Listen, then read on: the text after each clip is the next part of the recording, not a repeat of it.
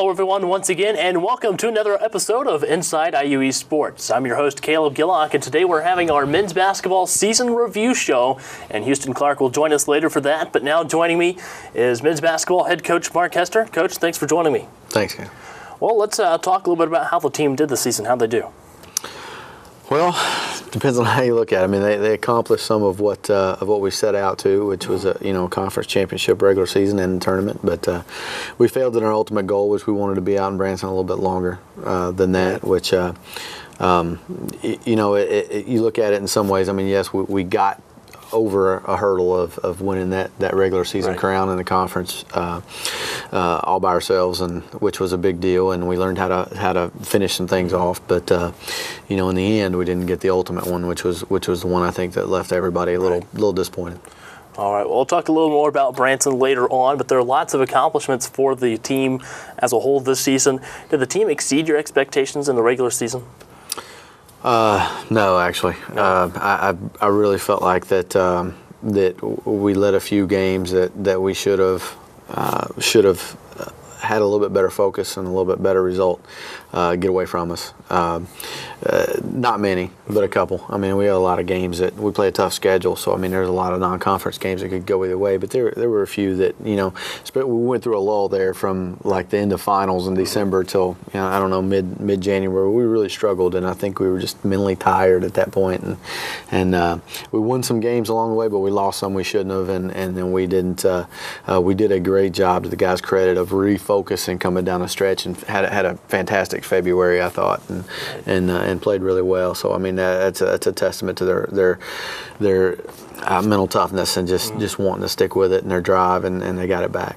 What were some of those games that you thought the team was just too mentally tired? We didn't show up against Indiana Tech. I think that was the start of it. We kind of ran into a buzzsaw at Ozarks against Ozarks, who's a team that was just really, really good, tough matchup for us, period, and played really well. And then we lost a heartbreaker to Bellevue, and the next day at Ozarks, where we had the game in control of the game until about the last 3 or 4 minutes, and the kid goes nuts and makes a couple shots, and end up losing a close one. And then Brescia at home. Brescia's a great team, but I feel like that we didn't give them our best, which is kind of a not something as a competitor. I know Coach Gibson down there would want to have us at our best, and we weren't. And then Cincinnati Christian, I think they were. We played them. They were really excited to play us. Felt like they had something to prove, and we didn't answer the bell that day. And I think that was. At the end, I think all those situations led us to be able to fight through and persevere and come back in February ready to go and play better when we needed to. All right. Well, let's talk about some of the players. Who are some of the key players that stood out to you this year? This year's an odd year. I mean, you look at a lot of the things that we did. I don't think there's any one player that you can put a lot of credit on. Everybody had their own role. I mean, and call me crazy, but I will forever say that the MVP of this year's team was Matt Warner, with Brian Schlatter being a close second. I felt like that their energy and enthusiasm, not just in games. If anybody watched our bench this year, I feel like we don't have enough cameras to show their antics on the bench. But I think Division I gets a lot of play because there's a million cameras and they focus on that. But our kids those two were they created a culture of fun and excitement. And even though they didn't play a whole lot, they affected how we showed up to practice every single day. That we showed up and were ready to play and get better and compete in practice, because they had fun with it, with everything they did, and it carried over to the games. And I think without that, we don't get to where we were. And I mean, you look at some of the games that we had to be bailed out of, so to speak, by somebody, and games that Parker Salinas came in and may have not played the first half, comes in the second half and has a huge run. Didn't actually at Branson next tournament, he really affected the game there and turned it a little bit. Lucas Huffman did the same thing early on in the season before he got his groove going and was trying to recover from the back injury and stuff. There were a couple of times where he showed up big in some huge games, especially down the stretch in conference. Guys like that, and even though Nick Bullenbacher's been around for a while, there were nights where Jacoby, who started every game this year, struggled, and he came in and seemed like he sensed that and played his best whenever Jacoby struggled. And that was it's team efforts like that really picked everything else up and made this year happen. It did. Right. Now, going back to the people like Matt and Brian and even Curtis at times, what's it like to have those people on the bench that are, trying to get the team fired up in the game? I mean, it's just something you can't do without. I mean, to be a successful team, I mean, those types of people they're total we people. They're total team players that get them going. I mean, I mentioned Curtis. I mean, if we didn't have Curtis there, it would seem weird to not have him behind the bench going crazy and doing his thing and getting excited and stuff like that. So you can't say enough about the guys that put themselves last and put the success of the team first and get excited for other people, because that's what successful teams do. It's what successful people do. They want to see each other be successful, and they did a great job of that. All right, well, let's talk a little bit about Houston Clark. He'll be on the show later. He was named KIC Player of the Week. Tell us about that.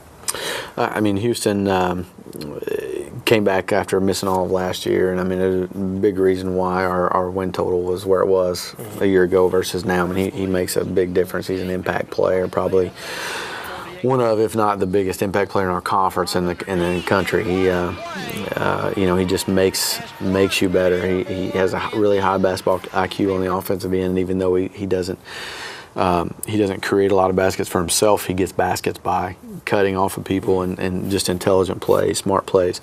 But on the defensive end, I mean, he's just a game changer in the fact that the way he rebounds and he can end possessions. You can't play, you can't just keep going at it until it finally goes in with him in there. He's going to get that rebound. And he does a great job of finishing those possessions for us. And I think he's well deserving of what he's gotten. I think that for his senior year, I'd like to see him, put a little bit more effort into the skill side of things and be able to create some more stuff for himself when we need him to on a more consistent basis. And I think if he does that, I mean, the future's bright for him. All right, tell us about Tyler Fangman and also Houston being named All-KIC. I mean, both of them have been staples there. I mean, obviously they both were, or Houston was as a sophomore, and then Tyler was last year. We expect those guys to be there. They have some pretty prominent roles for us, and they're obviously two of the better players in the conference. Tyler's numbers weren't as good as they were last year because we have Houston, we have other pieces around him, and it's going to bring those numbers down. Doesn't negate the threat that he is, offensively, and we were definitely better offensively when he was on the floor because he had to pay attention to him, and whether he was the one with the ball or he was the one that they were focused on, it still allowed us to move better and get a lot more done. So two really important players. I'm glad that we got them separated in class so we don't lose them both at the same time. That would be kind of devastating, but it's going to be interesting seeing that big group of juniors that we had this year become seniors and their leadership and moving forward with the program. All right. Most recently, Jason Ray was named the Daktronics NAI Scholar Athlete. Tell us about that. It'd be a good debate who's smarter, him or Kyle. Jason's as far as student here on campus, probably without a doubt the smartest person here. He's difficult to deal with sometimes because of that, because everything he sees is black and white and substantiated by a number somewhere, and that makes it tough to argue with him, occasionally, just like it is Kyle. But he puts a lot of effort into it. He's going to be one of those guys that turns out to be really, really successful professionally when he gets out of here, and we're really proud of what Jason's done in the classroom, and he's come a long way. He's come a long way as a person too, since he's been here, and he's got another year to continue to grow and develop, and he'll get it again next year. I think he could probably take C- in every class and still get it at this point. So his grade GPA is so high. So he's going to do great things, and we're proud of him. All right, well, let's talk about some of the games. We'll go through about one a month. So, yes, we are asking you to look back at November a little bit. But that first one being on November 8th against Cincinnati Claremont. Tell us a little bit about that one. Wow, you would pick one, and I don't remember at all. I remember we didn't play exceptionally well, and they were a little better than what we thought. that were scrappier. I think we still won comfortably, but I mean, it was one of those games where at that point in the year, you're still looking to the things that you're doing well, not what the other team's necessarily doing or anything like that. It's what are you doing what you're supposed to be doing at a high level, and I remember that was a game we were kind of disappointed in the way we started out. I think we got it together towards the end, but they were a scrappy little bunch. All right, how about the December 3rd game against Great Lakes Christian? That game, Jason and Tyler both set out. It was a game approaching finals, which are always dicey. It was a game that I feel like that we got something out of that from some guys being able to step up. We got to play a lot of guys in that game. Obviously, they got playing time, a lot of minutes that they normally don't get. Mm-hmm. Where they were able to step up and do things they don't normally do, and I think that helped prepare us for some games down the road. That we got some guys in the game, and they got some meaningful minutes in a game that they could get some confidence and get going. So I mean, it was a valuable thing for us. All right, how about the February 5th IU Kokomo game? Is that here or there? Do you remember? I believe that one was here. That was here? That one we played really well. I know at their place we didn't play exceptionally well, but here thought we played really well. We had it was one of those games we felt like that we had a purpose, and we played really hard. And I think on the defensive end, I thought we played really good in particular, and we followed the game plan. That was one of those. I think that was a game where we started to hit our stride the way we finished in February. It's February 5th. So, I mean, that gave us, 6 or 7 more games. And I think that kind of propelled us to where we wanted to go and really helped us peak, All right. How about the March 3rd KIC championship game? It was Point Park's a tough matchup. I mean, they have 6 guys that are as good as anybody in our conference.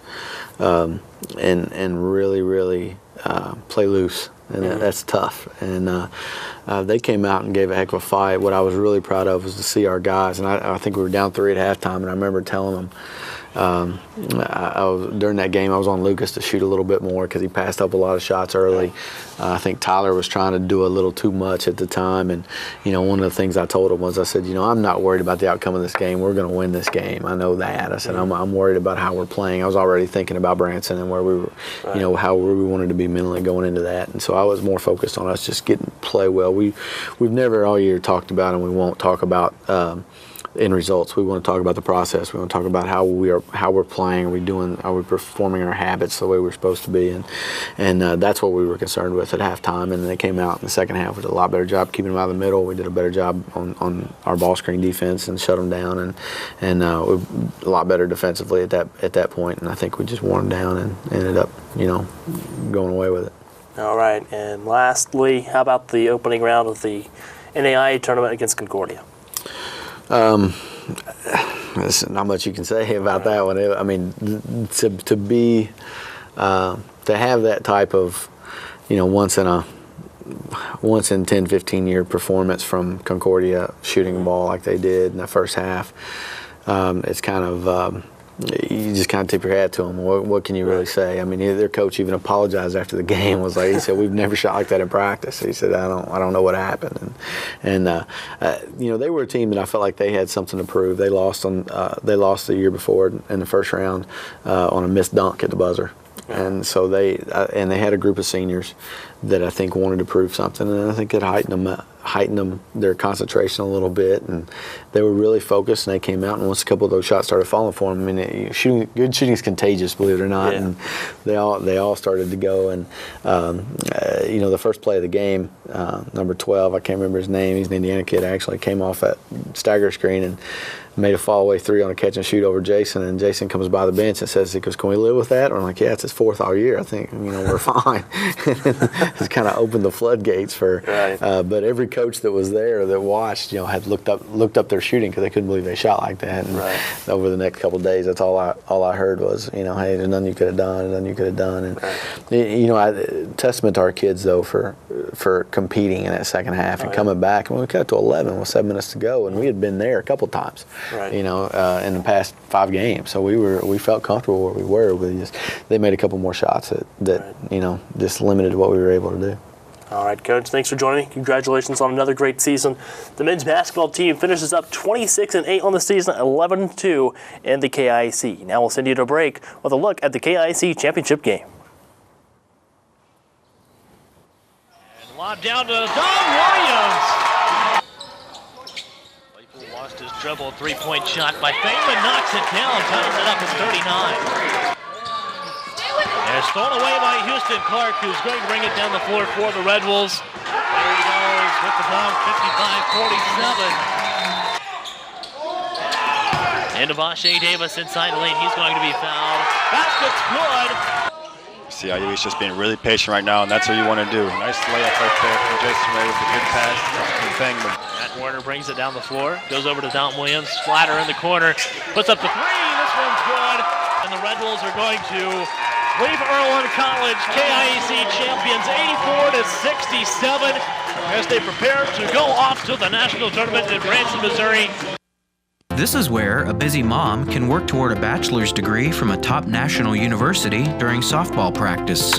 It's where a service member can continue his college studies from anywhere in the world, and where you'll benefit from one of the country's most effectively delivered online programs. Woohoo! So, if you've ever wondered if a college education is really worth it, this is where you'll see that it is.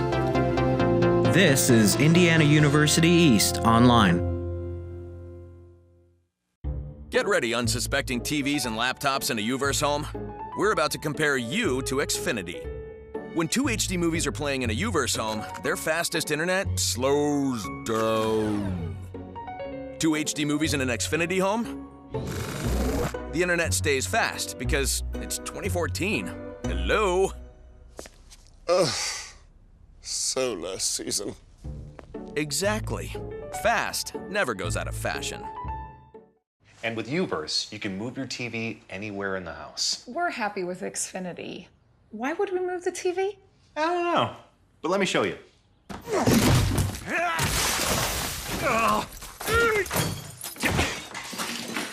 Now, if you had the UVerse wireless receiver, you could take this anywhere.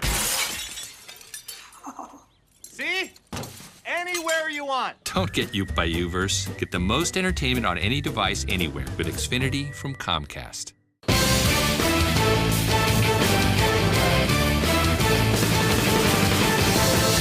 And welcome back to more Inside IUE Sports. I'm your host, Caleb Gillock. Now joining me is Houston Clark for our season review show. Houston, thanks for joining me. No problem. Well, let's talk a little bit about this past season. Just tell us how it went. I mean, it didn't go too bad. I mean, we're pretty happy. Conference champions outright. So, I mean, that was nice. Made it to the national tournament. I mean, I think we're pretty happy with how the season ended. I mean, now the first time ever in the men's basketball program history that you're outright conference champions. What does that mean to the program? It means a lot actually to us. I mean, it's something we've been striving for a long time. So finally, for us to finally achieve it is to weight off our shoulders a little bit. Right. Well, let's talk a little bit about yourself. You had quite the season on your own. What were some of your own personal accomplishments this year? Well, making the 1,000-point club, that was nice. Something I wasn't even expecting and didn't even know. Just trying to keep rebounding, led the team in rebounding. So, I mean, that's really what I like to focus on for myself. Now, this is your first season back because you had an injury last season, correct? Yeah. All right. So, coming off of being out last season with an injury, how did you feel like you played this season? I think I played pretty well. I mean, it didn't really bother me, give me any troubles this season. I mean, maybe a little in the beginning, but after it got loose, I didn't feel it too much, so it didn't really affect me at all. Now, earlier on, maybe in the middle of the season, there was one game that I can remember, and I can remember Franklin saying something to me. He said, "We've not seen Houston this half." He said, "We've not really seen anything from him in the second half," and you were put in, I believe, late in the second half. What exactly happened there? I'm not exactly sure. I probably was in foul trouble or something like that. I had a couple games where I just wasn't in it mentally, I feel, but that could have been one of those games. All right. Well, tell me what it's like to be named the KIAC Player of the Week. I mean, it means a lot. I mean, I don't really look for those things. I mean, I get told every once in a while, like, hey, you made this or you did that. Right. I mean, it's nice. It's a good feeling to know that, I mean, I'm actually doing something and getting rewarded for my accomplishment. To Claypool. Well, also you were named All KIAC. What's it like to be named All Conference? It means a lot. I mean, like I say, I'm gonna go out there every day and just play my hardest, and if the achievements come, they come. So, do you know much about the selection process that was used for the All Conference? Not a clue, actually. All right. Well, of course, the conference tournament, that turned out definitely very well for the team conference champions, like you mentioned earlier. What was it like to win the KIAC tournament? I mean, it was a lot of fun. I mean, having the crowd there, I mean, it was good to get people actually back into the spirit of the basketball and everything, so it meant a lot. Now, those games were played at Earlham College, so it was kind of home away from home, but still not quite home, correct? Yeah, definitely. I mean, people still come to the games, they support us, so I mean, it still did feel like a home game, but just a little different atmosphere. Well, let's talk a little bit about the postseason. Obviously, the first game of the national tournament didn't quite turn out the way you guys would like for it to, but I mean, you were on the floor, you were in the huddles. Tell us a little bit about what happened there. I mean, we pretty much executed it kind of how we wanted to. I mean, yeah, we left them open for some shots, but I mean, they just knocked down shots. There's not a lot you can do when a team shoots 83% from the field and 83 from the three and 82 from the field. So now, of course, there's a pretty good lead for Concordia going into the locker room at halftime. So what was said at halftime, to hopefully come out and be able to play great defensively in the second half, or what exactly was the game plan for the second half of that ball game? Well, our game plan was just keep playing us, or keep doing us, because I mean the team, they were shooting lights out. It's not something they're used to doing, and we're used to being down. I mean, we were kind of actually happy to be in a situation where we were down because we know we can come back from it. I mean, we did still make a game, and we knew that we could have that game if it would they wouldn't have shot so well. Right. Well, you mentioned that, you've been in those types of games before where you were down going in at halftime or even down late in the game and you're able to come back and win. What was it like to have that ability as a team this season? I mean, it was great. It felt good to know that we were never out of it, no matter what the score was, no matter who was in or who wasn't in or what the situation was. We already had people we could depend on, and we had more bodies we could throw at people. So it's good to know that no matter where you're at in the game, you always know you have a chance to win that game. Now, of course, you're losing two senior teammates this year. Tell us a little bit about Tyler and Brian Slatter. Well, I came in with them. I was a freshman with them. But they're two great guys. I mean, everything I've done with them for as long as they've been here, it's been a blast. I mean, I've depended on Tyler for so much. I mean, he comes to me for things. Brian, he's like another brother to me, too. I mean, it's just having them here with me the 4 years actually helped me grow, and I'm going to miss them. Well, let's talk a little bit about Tyler. Of course, you guys play very well on the court together. A lot of times, there was a couple of the broadcasts this year where, we saw it from where we were sitting that, Tyler saw you cutting toward the basket and he just lobs it up and throws it to you. What's it like to have a teammate that's able to read you like that? Oh, I mean, it's great. I mean, like I said, the chemistry we have on the court, I mean, it's just the same off the court. I mean, we just get along so well and we understand each other's styles of play and we kind of know where each other's hot spots are and where they should be.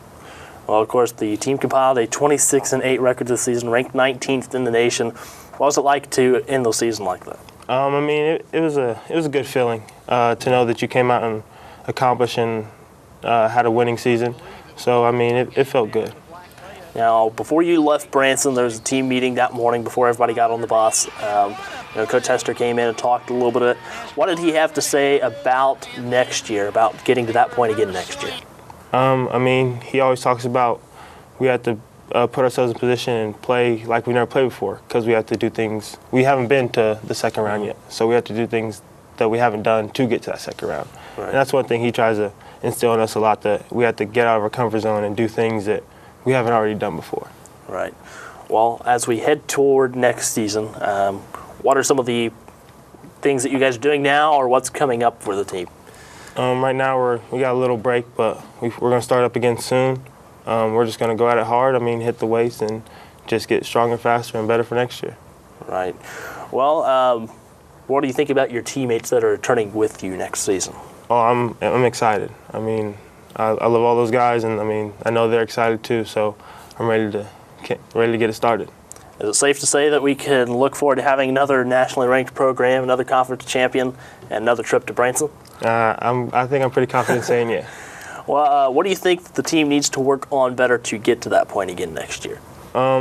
Really, I mean, we just got to hone in on all our skills and work on our weaknesses, make those strengths, and just keep our strengths going for us. All right. Well, anything else you'd like to add about this past season? Nope. All right, Houston, thanks for joining me. Thank you. We'll be right back with more Inside IUE Sports.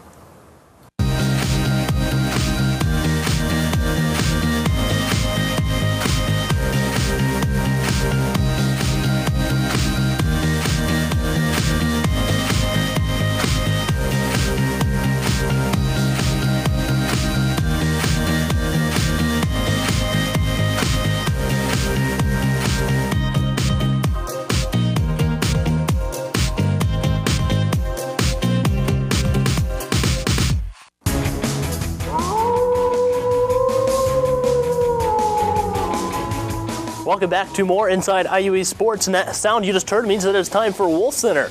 Wolf Center is where you take a look back at last week's IU East results and ahead to next week's schedule. You can download the Wolf House sound you just heard for free by downloading the free IU East Athletics app at the iTunes App Store or at Google Play.